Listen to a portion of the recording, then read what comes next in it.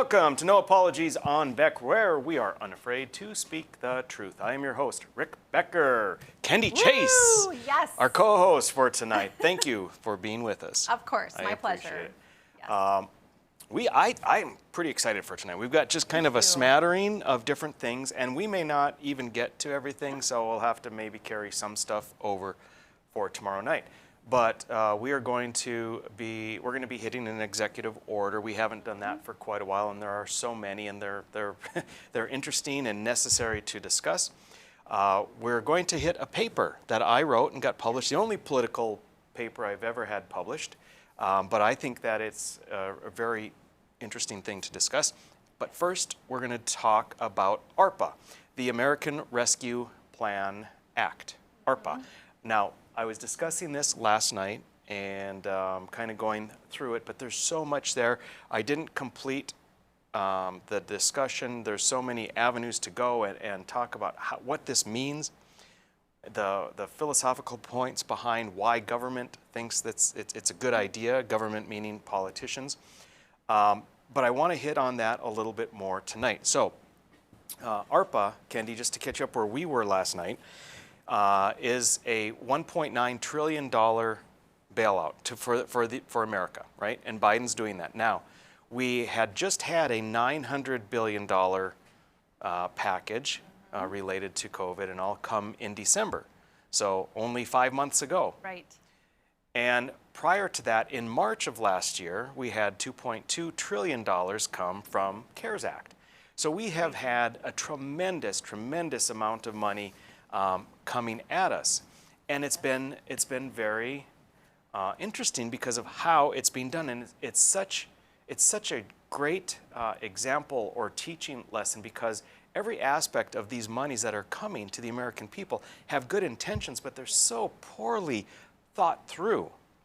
And so we were talking about how there's this now tremendous new amount of money coming in, yet the economy, if we're going to say, here's where, without COVID, the trajectory for the economy would have been, our curve below that trajectory is not nearly what they thought it was going to be. We're nearly at. We're only $350 billion under, for the whole American economy, under where we would have been.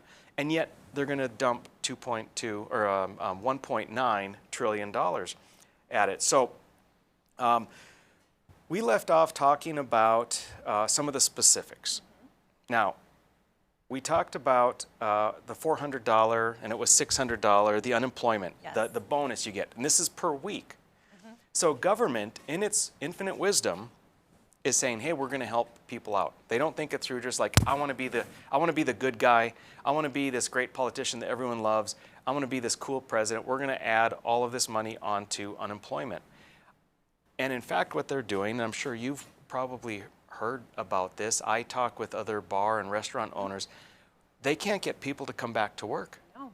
Why would they? Right. People are making as much or more doing nothing, or there are people that are working under the threshold of hours before they would have to go off of unemployment. So they're making very nicely over what they would have because they're working that limited hours, plus getting unemployment, plus getting an extra $400 to $600 per week.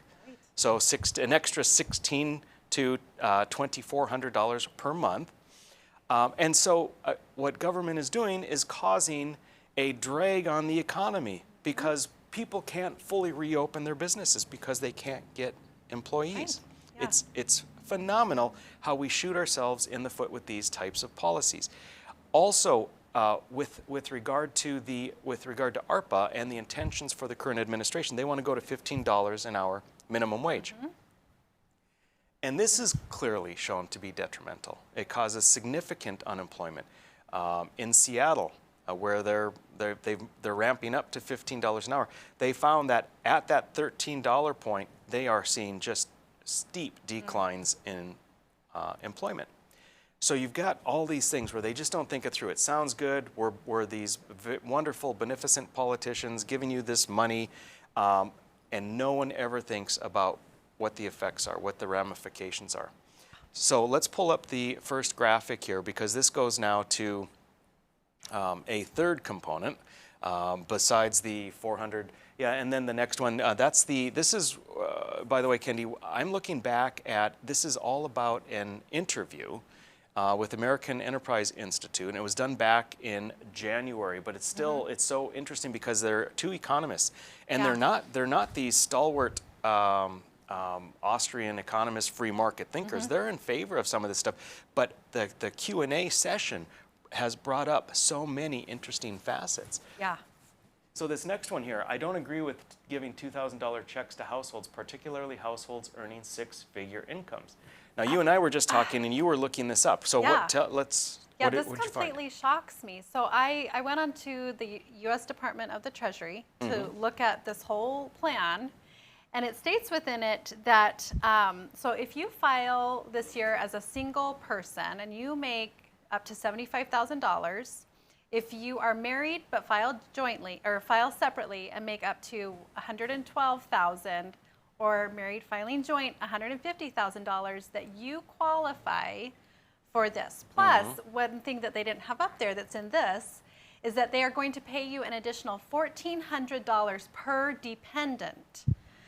And so it's just, I'm like, okay, I don't make that kind of money right now. Nowhere near it. And so I'm like, seriously, this is crazy. That is a sustainable amount of living. That is not somebody who's suffering. So 150 grand is what your family makes a year, and you can get easily 2,000, maybe more with dependents. Oh, it's, yeah. And to what end?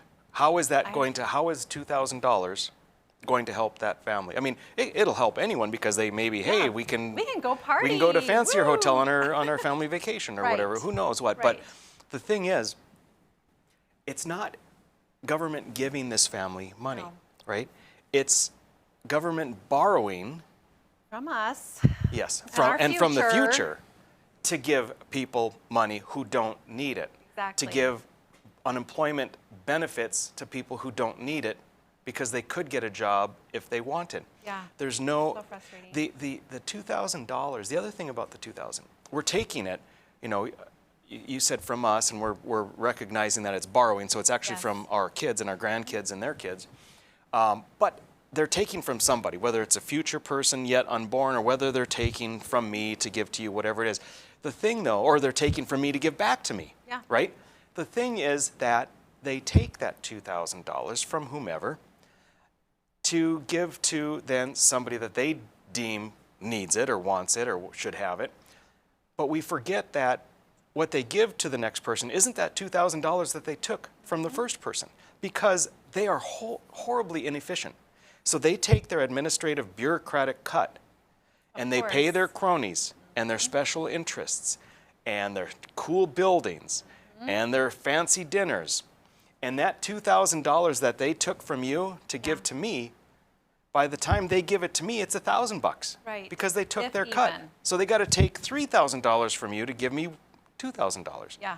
They're horribly inefficient. So the idea that government is doing something beneficial by taking money from people yet unborn to give to people making even $150,000 is ludicrous. And it's harmful, harmful, maybe not to the economy immediately, but not too distant in the future. I think that it's going to come back to haunt us. Well, and I think about like the younger generation, people who are closer in age to us. I mean, I think a lot of people, they value work and they know that working is important. But you think about being younger and you're barely just getting started.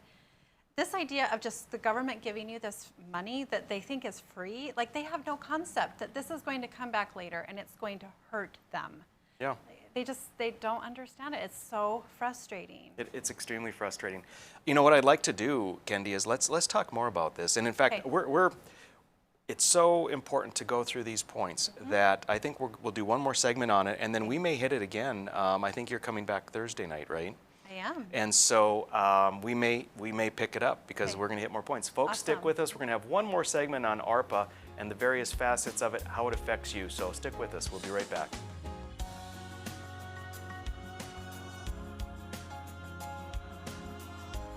When you can't find answers to your recurring health challenges, it can feel like your health, and your future are being held hostage.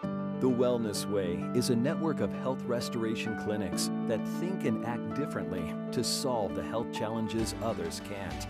Here, we disrupt the standard approach to care through a combination of testing, individual plans, and one-on-one guidance, putting your health and your future where they belong, in your own hands. 40 years ago, Aero Service Team started with one truck and lots of hard work. Times may have changed, but the hard work that we put in to get your lives back in order after fire, water, and disaster hasn't. Over the years, we've seen so many families lose their belongings due to water and fire damage. Restoring homes back to the original state has made every hour of hard work well worth it. Thank you for trusting our family with yours. When disaster strikes, you only have to make one call. Aero Service Team does it all. It's every American's right to bear arms. At Mandan Sporting Goods, we're here to help you support your Second Amendment rights, which reads, a well-regulated militia being necessary to the security of a free state, the right of the people to keep and bear arms shall not be infringed. Whether you're looking for a pistol for personal defense or collector gun, we have the staff to help you. We also have the area's largest inventory of ammo and reloading supplies. Mandan Sporting Goods, the area's local gun and ammo specialists. 40 years ago, Aero Service Team started with one truck and lots of hard work. Times may have changed, but the hard work that we put in to get your lives back in order after fire, water, and disaster hasn't. Over the years, we've seen so many families lose their belongings due to water and fire damage. Restoring homes back to the original state has made every hour of hard work well worth it. Thank you for trusting our family with yours. When disaster strikes, you only have to make one call. Aero Service Team does it all. Every great pizza has a secret. At New York To Go, that secret lies in our perfectly recreated New York water, the key ingredient to making our signature New York-style pizza. We also feature gyros, with the region's only gyro meat spit, plus Nathan's hot dogs, calzones, and our delicious jumbo buffalo wings.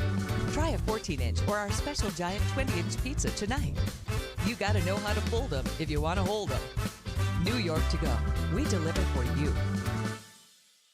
Hey Bucks fans, if you're planning an outing, birthday, or employee appreciation night, then bring your group out to the Buck Stop for a night of fast-paced, high-scoring football. Your group will receive discounted tickets, options for reserved seating, scoreboard messages, VIP services, swag, and a space to gather during the game. You can also participate in pre-game ceremonies, halftime entertainment, in-game contests, and more. Call 701-595-0771 or visit bismarckbucks.com/tickets. All GA is first come, first serve. We'll see you on the turf. Go Bucks!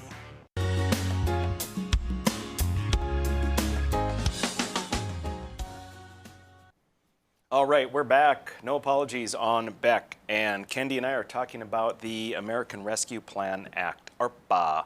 It's the ARPA. It's like woo, woo, have woo. a It's like shot of ouzo. My big fat Greek wedding. Yeah. ARPA. Have you ever had ouzo? No. Ouzo? No. No. It's that's what they drink in Greece, well. and it's interesting. If you put an ice cube in it, it turns into a milk. It's clear like vodka, but it tastes like black licorice major, like sambuca. Have you ever had sambuca? No. Okay. You got to get around, Kendi. I'm trying. We need to hang. So, I'm gonna the loof. Come on. make you more worldly. But if you put ice in it, it turns to milky instead of the clear. It's kind of fun. There is a story I have of a Norwegian when I was on a freighter in Greece, and we were drinking ouzo, and there were some Norwegian guys, and they had too much ouzo. They were wearing carved out watermelons on their heads. Oh my gosh. So anyway, back to ARPA. I always try keep it interesting, folks. Yes. ARPA. So you in the break you told me about you had been reading about it. There's a couple of pet peeves, and I think our viewers should hear about those, and then we're going to go down another alley here. Okay, awesome. Well, first I feel like I need to be drinking some bourbon to get through this, because seriously, this is tough stuff. It's hard swallows. So just a couple things that I read from the U.S. Department of the Treasury. So they state that this is going to be the final phase of relief during the COVID, that this is the final phase of the COVID-19 pandemic. So it's like they have this crystal ball, and they know that the COVID-19 crisis is ending. This is the final round. So we're in it, you guys. We're almost there. We're almost through it. Thank you, government, for knowing. We can believe what government says. The end is coming. Goodbye, paper. So The other thing that really annoys me is the fact that it's not just Americans that are receiving this benefit package, benefits, right? It's going to Puerto Rico and all U.S. territories. So most islands in the Pacific will be receiving these benefits, not just us. And I don't know, do they pay taxes? I don't know the answer to that. I'm embarrassed to say I don't know I the would be answer curious to to find out, but it annoys me that they're receiving have to look benefits. that So, up. okay, goodbye paper. Okay, so another one is they're talking about the impact that the pandemic has had on small businesses. And they say that it's no secret that they've been impacted. Well, no duh. The government closed them up. Right. So, COVID didn't impact Oh, you're them. right. I'm sorry. It was COVID, not the COVID government. did not. But they could keep the big box stores open, but not these small businesses. So, Because government got to choose who was essential. yes. Now, my final pet peeve Okay. is the fact that businesses are receiving an incentive if their employees call in sick. So employees could take advantage of this because technically they could call and say, you know what, I'm just feeling like I might have COVID and I'm not feeling good. Or I think I was exposed to COVID and I need to quarantine. So guess what? That business now gets a tax incentive if their employees do that. So it's Wow. only encouraging them. So, ugh, So you've I'm had frustrated. So I apologize for bringing you into this. You're sorry you brought me on. All right, let's go down another path here with ARPA. ARPA. And I do want to have it. All right, so let's bring up the next graphic. This is interesting. This is that discussion between the two economists, and the one says, "You're assuming that there's a trade-off to continuously cutting checks. You think." But is this trade-off commonly accepted? Because it seems like most analysts assume that any trade-offs we incur from more debt are so far down the road that they don't need to be considered, especially if we have low interest rates and low inflation. Why are they wrong? Oh. Next graphic. In response, he says, "I don't necessarily think that the analysts are wrong. They're typically looking at most 3 quarters into the future, so that's 9 months. Okay. And given the economic environment we're in, I wouldn't expect federal borrowing to have a measurable negative impact on the economy. In fact, it's going to have a positive impact on the economy." And here's the problem with that. I just don't know how anyone can have the type of discussion where they say there may not be any trade-offs. And then someone says, well, there may be trade-offs, but they're down the road. Yes.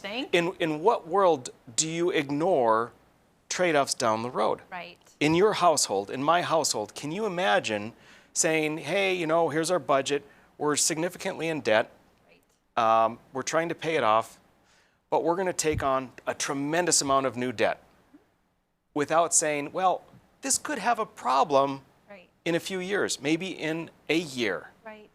Of course you look down the road. Politicians don't look down the road because they care about that immediate feel good. What are my ratings? What are my favorable scores? Right. And what's the likelihood I'm going to get reelected? And again, some of that's going to come into our next topic where we're going to talk about my paper. Yeah. But I think that is in essence what is wrong with our political system is you have people who are saying we don't need to look past the next few quarters. We don't need to look past the next year, no matter how damaging it is, not only to this generation in a year or two, but certainly to future generations. How can economists ignore that? How can politicians, I know how can any politicians sleep at night right. when they're aware of this type of thing? It's amazing. I think about our ancestors and how they lived their life, and I'm like, how have we come so far from the way that they lived? They never, my grandparents would never have done anything irresponsible like this. They saved, they worked hard for their money. They realized that they had to be responsible, but we have just become such an instant gratification society. It's disgusting. They talk about the greatest generation, and I think that's romanticized. There have been a lot of great, but the greatest generation, the one that they went to World War II and so on. And they got through the hardships and the depressions, and they said they created an environment in which America could thrive. I really think that history is going to look back and say that this generation, whatever that is, I mean, we're millennials and Gen Xers and Gen Zers, and I think we're the worst generation, because I think we are putting freedom at the greatest risk it's ever been, and intertwined with that is putting the economic stability of our country in the greatest, most dire circumstance it's ever been in.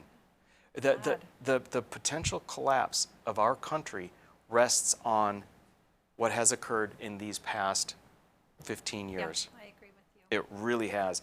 And that's, I don't know. I hope we're not part of the worst generation. With that being said, you know, it makes me think about the future generations, because they're going to have to deal with the mistakes that are being made. Now, we talk about that. Big time. And I mean, it's so disappointing that we're at this place. I look to the future and I say, I hope that there are strong leaders to help pull them out of the messes that are being created now, because it's a mess. It is. And I'm sad. And this goes down, you know, that's one of the reasons why this interview is so great. It goes down so many rabbit holes. The rabbit hole I'm entertaining right now is just taking off from where you just left your statement, which is great leaders on a state-by-state basis. I don't think it's going to be great leaders in Washington, D.C. Let's do it. It's going to, but I mean, it's really going to be about the states saving themselves individually, or causing their own demise. The federal government has screwed everyone over, including themselves. So I don't know, man. I'm not sure that we've been at a point like this where the future is so uncertain, and not just like, gosh, is the stock market going to be up or down? We're talking about the future of America as we know it. It truly is. We are at a crossroads. We might be past the crossroads. I don't know. Hope not. I don't know. I have hope that we're not. Yeah, well, on that bright note, folks, come back. Take a listen to what my only politically published paper is all about. It's going to be interesting. Stick with us.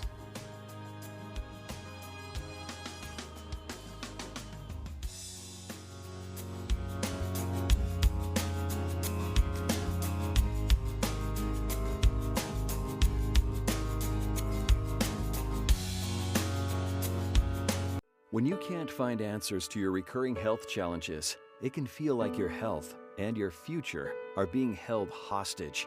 The Wellness Way is a network of health restoration clinics that think and act differently to solve the health challenges others can't.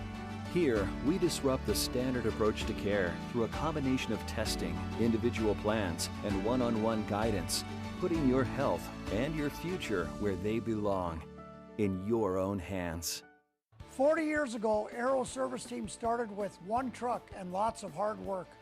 Times may have changed, but the hard work that we put in to get your lives back in order after fire, water, and disaster hasn't. Over the years, we've seen so many families lose their belongings due to water and fire damage.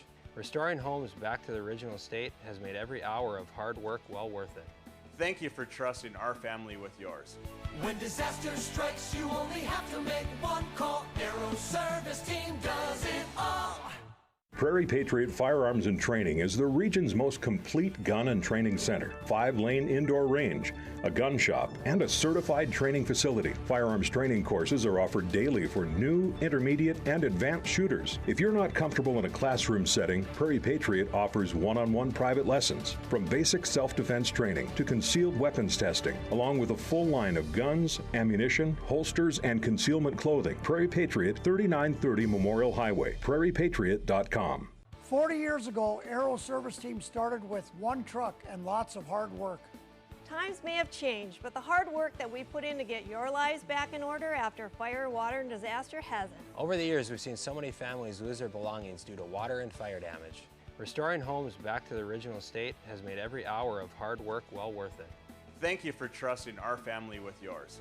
When disaster strikes, you only have to make one call. Aero Service Team does it all. Every great pizza has a secret. At New York To Go, that secret lies in our perfectly recreated New York water, the key ingredient to making our signature New York-style pizza. We also feature Heroes with the region's only Hero meat spit, plus Nathan's Hot Dogs, calzones, and our delicious jumbo buffalo wings. Try a 14-inch or our special giant 20-inch pizza tonight. You gotta know how to fold them if you want to hold them. New York to go. We deliver for you.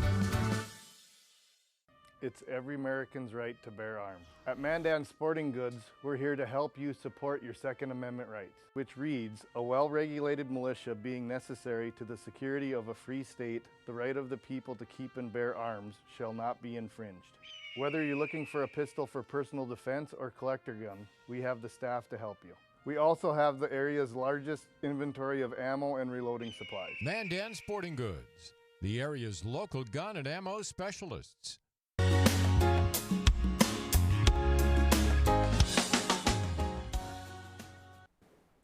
Welcome back, folks. It's No Apologies on Beck. And is this segment 3? This is segment 3. Yeah, this is where I it's say like your science. after hours oasis of sanity. Woo, yes. I How's hope that they for sleep manufacturing? good tonight. Yeah. All right. So ARPA. Oh, ARPA. We need to go out drinking. ARPA. Okay. So now we're going to talk about my paper. Now, Yes. let me set it up for you. So I was contacted. Legislators a lot of times get contacted by people doing research projects for submission of questionnaires and so forth. And in one of the questionnaires, there was this aspect about delegate and trustee, and I had never heard of a concept of a legislator or an elected official acting as delegate. So I started doing more reading, and it really clicked with me. It just so much clicked because I had all these questions about, for instance, now Kendi, you asked for my paper today. I sent it to you. You read it. Yep. Prior to reading the paper, maybe still, but prior to reading the paper, if someone had said to you, should a legislator, should elected official vote according to what their constituents want, would you have said yes or no? Before reading this, I would have said yes, they should. Yep.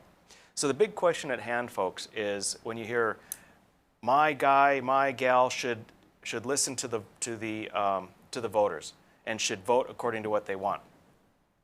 What my paper says is no, you're wrong. That's not true. And actually, I mean, that seems like a very bold statement. Mm-hmm. No, I'm not going to listen to the voters. I'm going to do what I think is right, and that is the right way to do it. Yes. And so this paper that was published goes into why exactly that is. So pull up the cover here. It was published in the Independent Review, and I put this up for our viewers' benefit. If you like reading about sort of economics and politics, this only comes out 4 times a year. It's a little bit pricey for I don't know, I can't remember how much it is. It could be $50 a year or something, I'm not sure. But it's really, really interesting reading. So if you're looking for something you cannot find elsewhere, the Independent Review is a great place to go. Hit the next graphic. I want to say something about your paper. Okay. Excellent. And I don't know if you can link this so that the viewers can read it, but it was very educational. Mm-hmm. And so I would say make it available to them if you can, because I learned a lot from it. Yep. Thank you. So this is the paper, Placing Constituent Wants Ahead of Principle, Virtue or Vice? And again, people would generally say virtue, but I would consider that a vice. And the comments you made, I felt really, really good. At the beginning of session, very near the beginning of session, I sent all the legislators a link to this. Good for you. And or maybe it was maybe I sent them the PDF. But anyway, I had a couple come by and say, well, several came by and said it was a great article. But there were 2 in particular, one who said it was the most impactful thing that he had read to help him in being a legislator. Yep.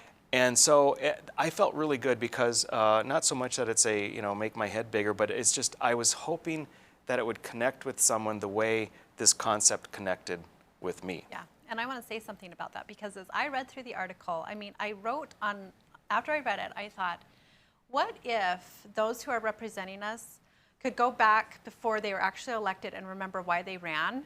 Mm-hmm. And remember the principles that they were putting forward that the people elected them for. This would remind them why and the importance of voting according to what they said they were standing for. Right, right. So what it comes down to, folks, is you hear all the time that we live in a democracy, and we don't. On this show, we frequently say, we correct when Biden says it's a democracy. It's not a democracy, it's a republic. So which is basically it's a representative democracy, meaning we vote for people who then we trust to do the right thing. That's a representative democracy or a republic. And where it came for me, what really brought this around is I was watching a League of Women Voters forum in which they were trying to have a gotcha moment for, at the time it was Margaret City in Bismarck, and they said, and it was about abortion, I think, or I forget what, but it was, are you representing what you believe or what your voters believe? And I think Margaret kind of tried to angle it so that it was sort of like what her voters believed. And I was like, no, embrace, you're doing what you believe, what you believe, because what you believe is what you are supposed to represent to the voters when you're running for election. Yes.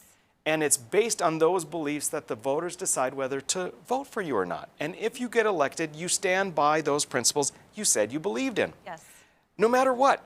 And if it turns out that more voters disagree, that they don't want someone who has those beliefs, then they vote you out.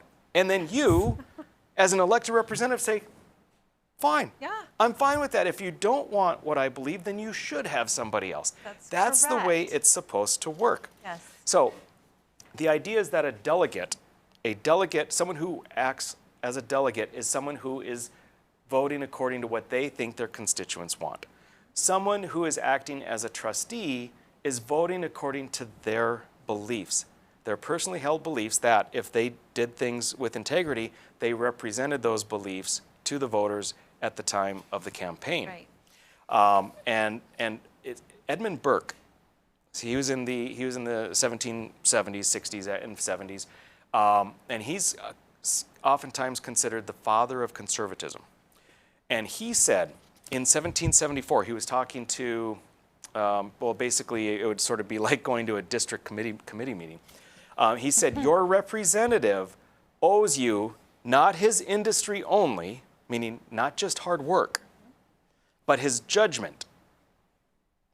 And he betrays instead of serving you if he sacrifices it, his judgment, to your opinion. The elected official is supposed to work hard for you and offer you his best judgment, and he does you a disservice if he goes according to a finger in the wind rather than abiding by his judgment, because you elected him or her because of that judgment. Right. So Edmund Burke had this exactly right with that famous quote back in 1774. And we're going to come back, and I'm going to go through, I made a couple of algorithms just to simplify it, to make it graphic and relatable for legislators, for elected officials, and for our viewers. So stick with us, folks. We will be back.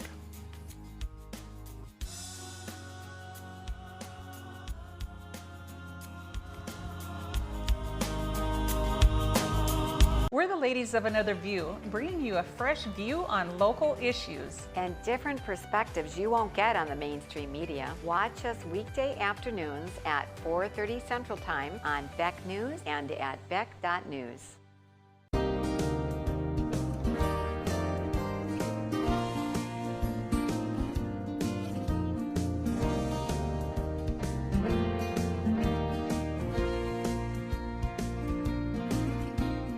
When you're buying windows, make sure you're comparing apples to apples. Hi, I'm Jesse with the Window Source. We only sell you the best windows and doors for the best price. Call the Window Source. Just because you pay less doesn't mean you get less. If you don't know what's going on in education in this country, then you don't know what's going to happen in the future of this country. And it's important. I'm Dr. Duke. And I'm Katie. Watch the Dr. Duke Show weekdays at 4 p.m. Central Time on Beck TV. Every great pizza has a secret. At New York To Go, that secret lies in our perfectly recreated New York water, the key ingredient to making our signature New York-style pizza. We also feature gyros, with the region's only gyro meat spit. Plus, Nathan's Hot Dogs, calzones, and our delicious jumbo buffalo wings. Try a 14-inch or our special giant 20-inch pizza tonight. You gotta know how to pull them if you want to hold them. New York to go. We deliver for you. It's every American's right to bear arms. At Mandan Sporting Goods, we're here to help you support your Second Amendment rights, which reads, a well-regulated militia being necessary to the security of a free state, the right of the people to keep and bear arms shall not be infringed. Whether you're looking for a pistol for personal defense or collector gun, we have the staff to help you. We also have the area's largest inventory of ammo and reloading supplies. Mandan Sporting Goods, the area's local gun and ammo specialists. Hello, I'm Mike Lindell, inventor of MyPillow. Thanks to your support, you've helped make MyPillow become one of the fastest growing companies in America. Over the last 12 years, you've helped MyPillow create thousands of jobs right here in the USA. When I got MyPillow, I'm asleep almost immediately. I stay asleep at night and I wake up more well-rested in the morning. That's why I invented MyPillow. My patented fill adjusts to your exact individual needs and helps keep your neck supported and aligned. I'm interrupting this commercial right now. Retailers have canceled MyPillow, and to thank you for your support, I'm gonna pass the savings directly on to you. Go to MyPillow.com right now to get deep discounts on all MyPillow products. For example, you can get my premium MyPillows, regularly $69.98, now just $29.98, the lowest price ever. For the best night's sleep in the whole wide world, visit mypillow.com.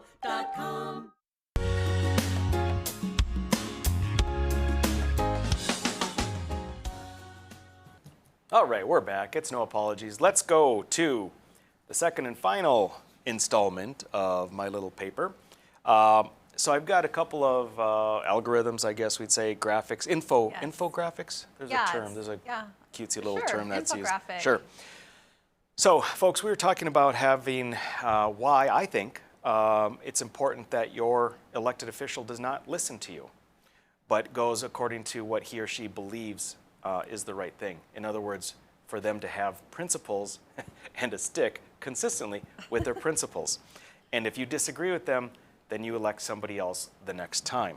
Now, I'm just going to give a little caveat. I still love hearing from the constituents. Absolutely. Because there are areas where I can be informed and educated. It's very, very important. But once I have all my facts, I'm going to vote the way I think is best. Yes, and people should communicate with their representatives. Absolutely. But ultimately it comes down to what they've researched, they've studied, and what inside of them they are feeling is best. Yep, agreed. So I've made these infographics. We said at the last segment there are two ways to go. You can vote as a trustee, which is to vote according to your principles, or you can vote as a delegate, which is to vote according to what you believe your constituents' wishes are. So let's put up the graphic for legislating as a trustee. And I apologize, folks, if this is hard to read on your TV. If this is hard, the next one's even harder. But I'm going to help you through it. So at the top, there are really 3 steps to legislate as a trustee. Number 1, understand what your principles are. Hopefully you've done that before you got elected. Number 2, you understand the bill before you. And number 3, you vote. It's that easy. But now if you follow the algorithm, okay, you've got an issue, a policy, or a bill. The first question is, do you understand it? Yes or no? And if the answer is yes, great, you understand the bill. Now, does it fit within the framework of your principles? If the answer is yes, great, you vote. Meaning, now, when I say fit according, like meaning it either does abide or it goes against your principles. It's clear cut. Then you just vote. You don't take anything else into consideration. Now, if you're not sure with it, whether it fits within the framework, then what you need to do is research more. Because almost everything should fit. It should be, almost everything should be black or white if you truly understand the bill and you truly have a set of principles. Now, if you don't understand the bill, then you research. You ask for input from other legislators, even lobbyists, constituents, until you get a handle on it. There are going to be times, you see the little blue box down there, that says vote with trusted legislators. Okay, because there are occasions, believe me, the bills that come before us, the 1,000 bills that come before us, there is no way I can have a solid handle on all 1,000 bills. There are times where I have to rely on people that I trust that believe the right thing. The problem is you can't let yourself get too comfortable with that. You need to work hard to not fall into that trap. So outside of that, there's nothing more to it. So you then, to your constituents, you make the statement that you campaigned on your principles, the people elected you, you're staying true to the values that they elected you to represent. If that's no longer true, then they vote you out. So that is legislating as a trustee. It's very, very, very, very simple. Yes. Now, let's contrast that with legislating as a delegate. Okay, pull that graphic up. So this is a little bit different. Now I'm going to have to read a lot of this to you. But essentially what it is, in that top little bar there, that has nothing to do with your principles because that's not how you're legislating. Number one, read the title of a bill and get the general idea. Okay? Then you gather input. And then you make political calculations. And then you vote. So if you start up in the upper left-hand corner, you have an issue, a policy, or a bill. The first question might be, do you understand it? Yes or no. And then, does it fit within the framework of your principles? Yes or no. But you'll see I have a dotted arrow because neither of those questions truly matter. Yeah. It doesn't matter if you understand it. What matters is what people are telling you to do. It doesn't matter if it fits within any principle framework you have because you may have none. You have to vote according to what your constituents want. So then you go into the upper box in the right hand. And you have to have, now I have a point system, and of course, that's maybe silly to a certain extent, but in essence, it almost is like a point system because you have to assess how significant one thing is one way versus another. And so you have to ask, are people contacting you to vote? And if so, do they clearly outnumber the people contacting you to vote the other way? And then you have to ask yourself, is it a significant number? Because you may get 50 people, right? As a legislator, I may get 50 people, and wow, 50 people want me to vote a certain way. And so you may say, well, I have to listen to my constituents. But there's 15,000 constituents that I have. So when I vote according to what those 50 emails want, am I representing my constituents? There's no way to know. Right. Exactly. So then you have to ask yourself, well, okay, what about the people emailing me? Are they VIPs? Are they school superintendents? Are they wealthy business people? Are they VIPs? So, and then you have to say, okay, I've got all that input, but I recognize that whoever contacted me represents a tiny fraction of all my constituents. So then I have to think about, okay, what else do I take into consideration? There are other shareholders. So then you go into the lower box on the right hand. What does party leadership want from me? Will it affect me in the party? Will it possibly hurt my chances to getting or keeping a chairmanship? Are lobbyists pressuring me? And if they are pressuring me, are they the lobbyists I like, that take me out to dinner, that take me golfing, that are my friends, right? And what about family and friends? Speaking of friends, what about actual family and friends? Are they urging me to vote? Is a bill going to affect them financially? And what about law enforcement? What about veterans? What about other special interest groups? Are they lobbying me to vote a certain way? And if I go against what they want, how will it make me look? How does the governor want me to vote? These are all things you have to take into account. And then you go over to the little box back on that left-hand side in the middle. What it comes down to then is really, how is this going to affect my reelection? All of this is really about, no matter what you say, because there's no way to know what the majority of your constituents want. Yeah. There is no plebiscite that we go out and you've got 15,000 people and you say, okay, everyone, raise your hands. You're getting a tiny, tiny, tiny squeaky wheel segment of your constituents. So then the question is, this vote, can your opposition use it against you for a re-election? And are you up in the next cycle? Because if you're not up in the next cycle, then you can ignore that because people have a short-term memory. Now, the whole thing is, it comes down to all of these calculations. And that just seems slimy. It does seem because slimy. What it does is it puts into perspective that the most important thing are special interest groups. One of those special interest groups, and the most important special interest group, as I outline in the paper, is you, yourself, the politician. You are your own #1 special interest group in getting re-elected. And so then, as opposed to what the trustee says, you can say to your constituents, hey, I represented you to the best of my abilities to what you wanted. I don't really have responsibility for the vote because it's what you wanted. Right. And that's where we have gone as a country because of politicians that believe that have acted like that, and they therefore have voted for things that sounded good, had good intentions, or had good short-term outcomes without regard for the long-term consequences, much like what we're seeing with ARPA. And this is a cycle we have to break. And I believe, and I go into a little bit in the paper, the only way to break it is for elected officials, politicians, to say, you know what, I'm going to do the right thing no matter if it costs me my job, and I'm going to be vocal about it. If you're not vocal about it, it makes no difference. Then you just fade into the woodwork. You have to be vocal and say, I represent principles. Elect me if you believe in these principles, and if you unelect me, great. Yep. Then find someone who represents your principles. That's what we need. And if we can get more of that, we can get a cycle going that will break this very, very vicious cycle that we're in, where politicians suck. Yes. Politics sucks. The country's situation sucks.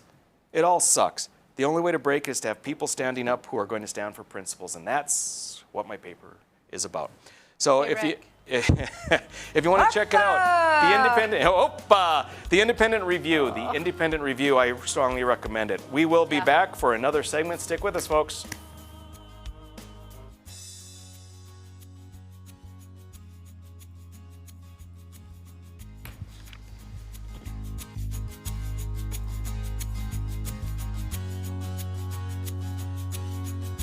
When you can't find answers to your recurring health challenges, it can feel like your health and your future are being held hostage. The Wellness Way is a network of health restoration clinics that think and act differently to solve the health challenges others can't. Here, we disrupt the standard approach to care through a combination of testing, individual plans, and one-on-one guidance, putting your health and your future where they belong, in your own hands. 40 years ago, Aero Service Team started with one truck and lots of hard work. Times may have changed, but the hard work that we put in to get your lives back in order after fire, water, and disaster hasn't. Over the years, we've seen so many families lose their belongings due to water and fire damage. Restoring homes back to the original state has made every hour of hard work well worth it. Thank you for trusting our family with yours. When disaster strikes, you only have to make one call. Aero Service Team does it all. Spas, etc. Yeah. You've come to know and trust us for over 18 years with the largest selection and showroom in Western North Dakota for our beautiful Sundance spas. Plus, you could pick out your next home experience with our selection of pool tables, shuffleboards, and fun accessories. Spas, etc. Your relaxation destination on Main and Bismarck. 40 years ago, Aero Service Team started with one truck and lots of hard work. Times may have changed, but the hard work that we put in to get your lives back in order after fire, water, and disaster hasn't. Over the years, we've seen so many families lose their belongings due to water and fire damage. Restoring homes back to the original state has made every hour of hard work well worth it. Thank you for trusting our family with yours. When disaster strikes, you only have to make one call. Aero Service Team does it all. Every great pizza has a secret. At New York To Go, that secret lies in our perfectly recreated New York water, the key ingredient to making our signature New York style pizza. We also feature gyros with the region's only gyro meat spit, plus Nathan's hot dogs, calzones, and our delicious jumbo buffalo wings. Try a 14-inch or our special giant 20-inch pizza tonight.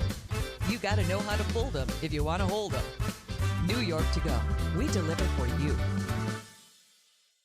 It's every American's right to bear arms. At Mandan Sporting Goods, we're here to help you support your Second Amendment rights, which reads, a well-regulated militia being necessary to the security of a free state, the right of the people to keep and bear arms shall not be infringed. Whether you're looking for a pistol for personal defense or collector gun, we have the staff to help you. We also have the area's largest inventory of ammo and reloading supplies. Mandan Sporting Goods, the area's local gun and ammo specialists.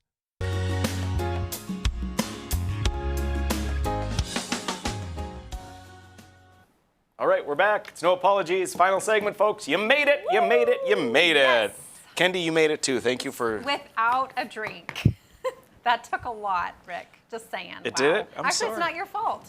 It's not your fault at all Isn't it? because what you're bringing forward, it's good for us to know about. Yeah. It's not your fault. It is. It is. It is. It is. So we're going to hit executive orders. Kendi, I don't know if have we done an executive order when you've been with me before.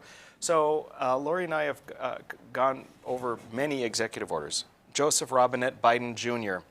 is we often refer to him as that in this segment, and he has a flurry of executive orders, and we kind of hit them and discuss because our viewers should know like what the administration is putting out there, and it has a lot of. So we covered one recently that, and I think it might have been the last one we did, was about Burma and how they're so concerned about Burma and not letting people in from Burma because there was a takeover, there was a military coup, this and that. So let's bring up the first executive order we're covering tonight is the notice on the continuation of the national emergency with respect to Libya. And they say the situation in Libya continues to pose an unusual and extraordinary threat to the national security and foreign policy of the United States. Now, the problem I have with this is, and what we see in so many of the executive orders, is hypocrisy. Because if you recall, I don't know, maybe you recall, do you remember how when Trump said that there's going to be limitations on immigration from certain countries? You know how they said that's really a good idea, Mr. President, to Trump? Oh, is that what they said No, they to didn't. him? They called him a racist and a xenophobe. Totally. He was Now, oddly enough, this is a continuation of an executive order from Obama. So what they are doing is identifying that there's a situation in Libya, and frankly a continuing and an exacerbated situation in Libya, which they're saying they're not going to come through. So Biden is continuing for one additional year the national emergency declared in Executive Order 13566. The thing is, not only is it hypocritical with regard to the Trump, and again, Libya, predominantly Muslim country, but no one's saying, oh, he's anti-Muslim. But in addition to that hypocrisy, it's hypocritical with regard to what's going on our southern border. Absolutely agree with that. I see that resonates with you, I can tell. Yeah, speechless. You know, I'm from Arizona. Yeah. And so to know what's happening down there, it's, again, I continue to use this word, it's disgusting. Yeah. It's the idea that we need to protect our borders from Libyans and from Burmese, so far but not away. from Central Americans or Mexicans. And not just them, but people who are traveling through those countries to get through our southern border. They've arrested people. ICE has detained people who have been on the terror watch list or are on the terror watch list. They've detained these people, but the Biden administration is trying to make it so porous that there's no way you can stop any. How can you have one level for Burma and Libya, but have our southern border be so wide open, there's no way to stop people, there's no way to vet people? I don't understand it. In an effort to try and increase the voter count for Democrats vis-a-vis the new immigrants, the new Americans, they're completely putting us at risk from terrorists, from drug dealers, from whatever. I mean, you know, it's phenomenal. To me, it's absolutely phenomenal. You know, it's crazy to me as I've read through, as I read through the papers getting ready for the ARPA discussion today, you know, they talked about the Obama-Biden administration, and here you bring it up again. I continue to ask myself, who's in control here? I mean, why do they continue to talk about what started with Obama and Biden? Oh, well, they're still referencing that. So is Obama like the puppet master behind all of this and continuing to control what's happening? That's just my own, like, right. You know, Kendi, question. that's a great question, and I don't think it's Obama is the puppet master. I think Obama was a puppet, and Biden is clearly a puppet. Yes. Now, but maybe Obama really wasn't a puppet, he was both the controlling master as well as the he was voluntarily the puppet, right? It's the leftist, it's the new leftism. And what they want, what they're looking for, Obama was part and parcel of that. Remember, he was a community organizer. Yes, he was with Acorn, that I said egg-corn. It's acorn. I'm a Midwesterner. I'm ignorant. He was with Acorn, and this idea of mobilizing communities against the status quo, meaning believing that society and those in control have oppressed people to get them to rise up, which then gives power. That's the whole mantra of everything. And so that is what put Obama in power, and that is what is continuing to drive behind the scenes Biden. And so much, essentially everything that Obama was striving to achieve, which was demolished when Trump was elected, winning over Hillary Clinton, is now resurrected in the Biden administration. And we see that. And Kamala Harris is going to be the epitome of that when she takes over in a couple of years. So it's a continuation. And it has very little to do with the two names, Obama and Biden. My personal opinion. I appreciate that because it makes complete sense. And we're going, and same with Harris. Harris is merely going to be the face of the new leftism, which is the fascist leftism, and that's what we're going to see. That but I think it's very insightful when you're asking what's with this continuation, Biden, Obama to Biden, and I think that's what it is. It doesn't matter what the names are. Yeah. It's the new leftism. It just it's represents the oppressive, the movement fascist. that's happening. Absolutely Yeah. is. Wake up, people. Yes. Well, stick with us. Keep watching. No apologies. And ladies of another view. Yes, please. All right, folks. Thanks for hanging with us. We are going to be back tomorrow night. I might be on my own tomorrow. Kenny's going to be with me the next night, and we've just got more interesting stuff for you. Hang with us each and every night, Monday through Friday. Next on Beck is No Filter with Debbie. Stick around.